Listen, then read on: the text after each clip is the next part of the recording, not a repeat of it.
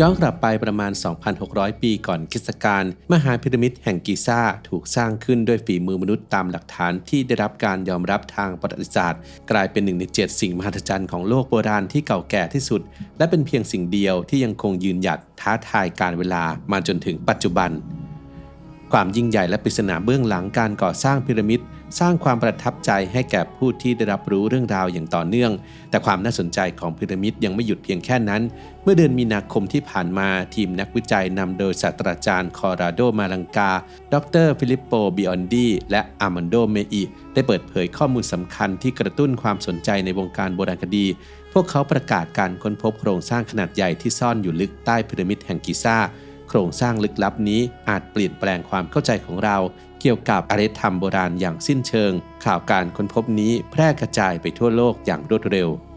ในคลิปนี้อับดุลเฮทูบจะนำเสนอเรื่องราวการค้นพบโครงสร้างลับใต้ฐานพีระมิดแห่งอียิปต์สิ่งมหัศจรรย์ที่เต็มไปด้วยปริศนานับตั้งแต่วันแรกที่ถูกค้นพบจนถึงการเปิดเผยครั้งล่าสุดที่อาจเปลี่ยนแปลงหน้าประวัติศาสตร์ครับในยุคที่ความท้าทายของชีวิตไม่เคยหยุดนิ่งสมองของคุณยิ่งควรได้รับการดูแลเป็นพิเศษด้วยคุณประโยชน์จากโอเมก้า 3 นอร์เวย์อัลตร้าแอสตาแซนทีนจาก Clarity น้ำมันปลาที่ผสานเข้ากับแอสตาแซนทีนซึ่งมีฤทธิ์ต้านอนุมูลอิสระมากกว่าวิตามินซีถึง 6,000 เท่าเริ่มสร้างสุขภาพสมองให้แข็งแรงอย่างมีประสิทธิภาพไปพร้อมกับผมศึกษาข้อมูลเพิ่มเติมของแบรนด์ที่ผมไว้ใจได้ที่ clarity.asia/abdulthai หรือคลิกลิงก์ใต้คลิปได้เลยครับ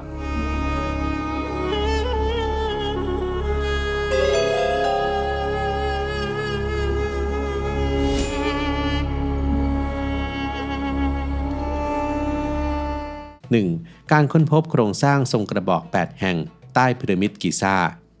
เมื่อเดือนมีนาคมปี 2025 ทีมนักวิจัยจากสกอตแลนด์และอิตาลีได้เปิดเผยข้อมูลที่สร้างความตื่นตะลึงในวงการโบราณคดีพวกเขาประกาศการค้นพบโครงสร้างทรงกระบอกแนวตั้ง8แห่งหรือที่เรียกกันว่าชาร์ปซึ่งทอดตัวยาวลงไปลึกกว่า648เมตรใต้พีระมิดทั้ง3แห่งของกิซ่าได้แก่พีระมิดคูฟูพีระมิดคาเฟรและพีระมิดเมนกูเรโครงสร้างดังกล่าวถูกล้อมรอบด้วยทางเดินเกลียวคล้ายบันไดวนที่หมุนลงสู่ส่วนลึกโดยปลายทางนักวิจัยอ้างว่าพบห้องทรงลูกบาศก์ขนาดใหญ่2ห้องแต่ละห้องกว้างถึง80เมตรนอกจากนี้เหนือห้องทรงลูกบาศก์ยังพบโครงสร้างหลายชั้น5แห่งเชื่อมต่อกันด้วยทางเดินที่อาจจะเป็นห้องหรือทางลาด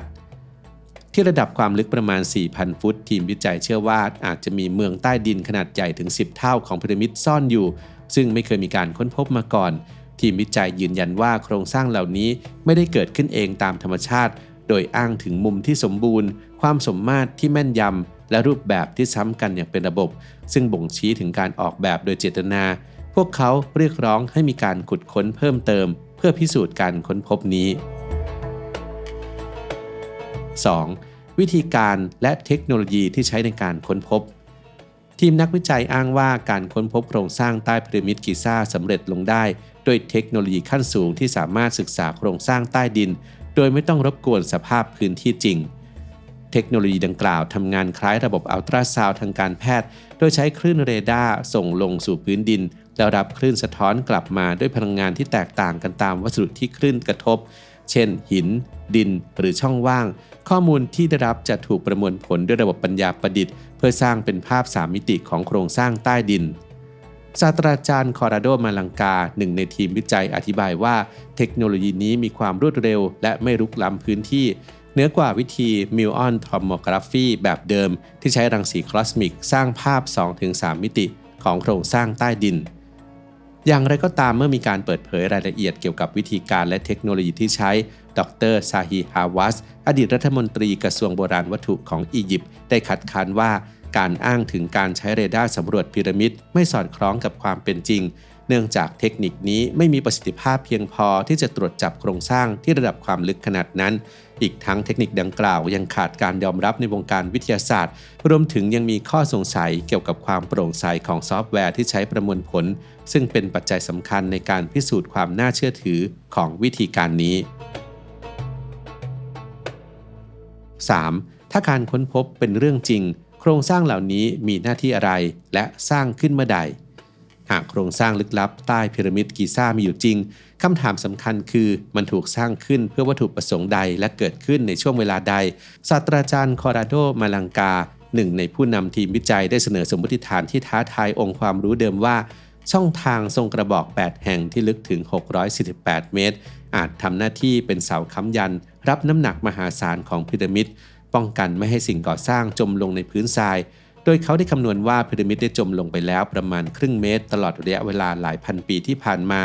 ส่วนทางเดินเกลียวโดยรอบอาจจะเป็นขั้นบันไดหรือทางเดินเข้าสู่ระบบใต้ดินเพื่อการบำรุงรักษาพิธีกรรมหรือการสำรวจนอกจากนี้ยังมีการเสนอสมมติฐานที่ท้าทายความเข้าใจเกี่ยวกับพีระมิดเช่นนิโคลาเทสลาที่มีความหลงใหลในพีระมิดเชื่อว่าอาจมีคุณสมบัติด้านพลังงานซ่อนอยู่หรือแนวคิดโรงไฟฟ้าโบราณของคริสโตเฟอร์ดันที่เสนอว่าพีระมิดอาจทำงานโดยใช้หลักการเรโซแนนซ์เพื่อรับแรงสั่นสะเทือนจากโลกเช่นแผ่นดินไหวและแปลงเป็นพลังงานที่ใช้งานได้ทีมวิจัยได้ตั้งสมมติฐานว่าโครงสร้างที่อ้างว่าค้นพบอาจจะเป็นระบบพลังงานโบราณที่ถูกลืมเลือนสำหรับช่วงเวลาที่โครงสร้างเหล่านี้ถูกสร้างขึ้นทีมนักวิจัยเสนอว่าโครงสร้างใต้ดินนี้อาจจะมีที่มาก่อนพีระมิดนับหมื่นปีพวกเขาเชื่อว่าอาจเป็นร่องรอยของอารยธรรมที่ก้าวหน้ากว่าที่เราเคยเข้าใจอารยธรรมที่อาจรุ่งเรืองก่อนยุคอียิปต์โบราณที่เรารู้จักการเชื่อมโยงแนวคิดนี้กับเอกสารโบราณของอียิปต์ซึ่งมักถูกมองว่าเป็นเพียงตำนานอาจมีความจริงบางประการเกี่ยวกับยุคก่อนราชวงศ์อียิปต์แฝงอยู่ 4. การค้นพบนี้เชื่อมโยงกับตำนานหอแห่งอาเมนติการค้นพบช่องทางทรงกระบอก8แห่งที่ลึกถึง648เมตรและห้องทรงลูกบาศก์ขนาดใหญ่กว้าง80เมตรได้นำไปสู่การเชื่อมโยงกับตำนานโบราณของอียิปต์ที่รู้จักกันในชื่อหอแห่งอาเมนติ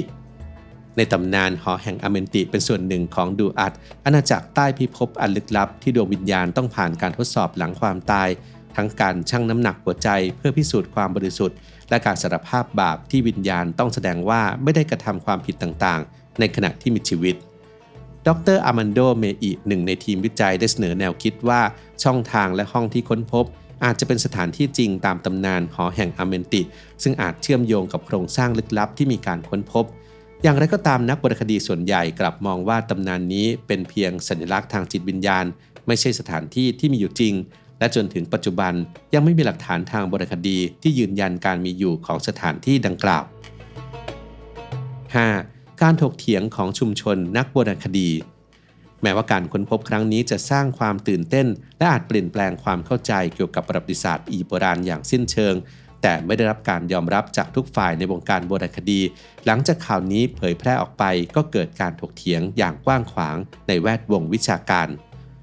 ศาสตราจารย์ลอเรนซ์ คอนเยอร์สผู้เชี่ยวชาญด้านเรดาร์เจาะพื้นได้เสนอความเป็นไปได้ว่าอาจจะมีโครงสร้างขนาดเล็กเช่นช่องทางหรือห้องอยู่ใต้พีระมิดอียิปต์ซึ่งอาจถูกสร้างก่อนจะมีการก่อสร้างมหาพีระมิดคล้ายกับที่ชาวมายาเคยสร้างพีระมิดทับถ้ำเพื่อใช้ในพิธีกรรมอย่างไรก็ตามเมื่อกล่าวถึงเมืองใต้ดินขนาดใหญ่ถึง10เท่าของพีระมิดเขายอมรับว่าฟังดูเกินความเป็นจริงในขณะเดียวกันดร.ซาฮีฮาวาสนักโบราณคดีชื่อดังและอดีตรัฐมนตรีกระทรวงโบราณวัตถุแห่งอียิปต์ได้คัดค้านอย่างรุนแรงว่าไม่มีหลักฐานทางโบราณคดีที่บ่งชี้ถึงโครงสร้างขนาดใหญ่เช่นนั้นเขาย้ำว่าข้อกล่าวอ้างนี้เป็นเพียงเรื่องแต่งจากผู้ที่ขาดความเข้าใจอย่างลึกซึ้งเกี่ยวกับอียิปต์โบราณพร้อมชี้แจงว่าเทคโนโลยีที่อ้างว่าใช้ตรวจจับนั้นไม่สามารถพิสูจน์สิ่งเหล่านี้ได้ฮาวาสเน้นย้ำว่าการไขปริศนาของพีระมิดอียิปต์ต้องอาศัยความอดทนหลักฐานที่หนักแน่นและกระบวนการตรวจสอบอย่างเข้มงวด 6. ยังไม่ได้รับการยอมรับในวงการวิชาการจำเป็นต้องมีการขุดค้นเพิ่มเติมจนถึงขณะนี้ยังไม่มีข้อสรุปที่ชัดเจนว่าข้อกล่าวอ้างของทีมนักวิทยาศาสตร์กลุ่มนี้จะเป็นกุญแจไขปริศนาประวัติศาสตร์อียิปต์โบราณหรือเป็นเพียงงานวิจัยที่ขาดข้อมูลทางวิทยาศาสตร์รองรับแม้ว่าแนวคิดนอกกรอบเกี่ยวกับพีระมิดสัญลักษณ์แห่งอารยธรรมอันยิ่งใหญ่ของอียิปต์จะได้รับความสนใจจากผู้คนทั่วโลกแต่หากปราศจากหลักฐานที่น่าเชื่อถือและเป็นที่ยอมรับทฤษฎีและการค้นพบใดๆก็มักถูกปฏิเสธจากนักโบราณคดีกระแสหลัก